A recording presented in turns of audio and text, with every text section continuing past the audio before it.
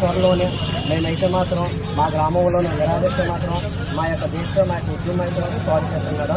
ఎందుకంటే మేము చదువుకున్నాం కనుక మీ ద్వారాగా ఉన్నత అధికారుల నుంచి మాకు ఏ విధంగా గైడెన్స్ వస్తుంది దాని ప్రకారం మేము ముందుకెళ్ళాలని ఎవరు వచ్చినా మాకు న్యాయం జరగట్లేదు. న్యాయం జరగనప్పుడు కొంచెం వాడుకుంటూ చేస్తున్నాం, వాడు ఎందుకు చేస్తాం వీళ్ళకి చేస్తున్నాం, ఎవరు చేయనప్పుడు మేము ఎందుకు అడగలేదు. గవర్నమెంట్ మారుతానే ఎప్పుడు 2015 నుంచి ఈ రోజు వరకు కనీసం ఆ డివిజన్ వల్ల 2015 అంటే మనం ఈ రోజు 24 నుంచి 9 సంవత్సరాలు ఈ 9 సంవత్సరాల్లో కనెక్షన్ చేయలేకపోవడండి. దానికి ఎప్పుడు పర్మనెంట్గా ఉండేది. మేము ఎప్పుడు పర్మనెంట్గా ఆ స్థానిక గ్రామాలు ఆ రైతులు ఆ కంపెనీ పర్మనెంట్గా ఉంటుంది మేడం.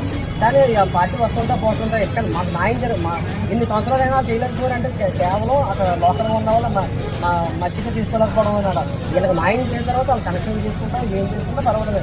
అట్లీస్ట్ ఆ న్యాయం చేయాలని మీ ద్వారాగా మాకు ఆ న్యాయం పొందాలని మా యొక్క గ్రామంలో ఉన్న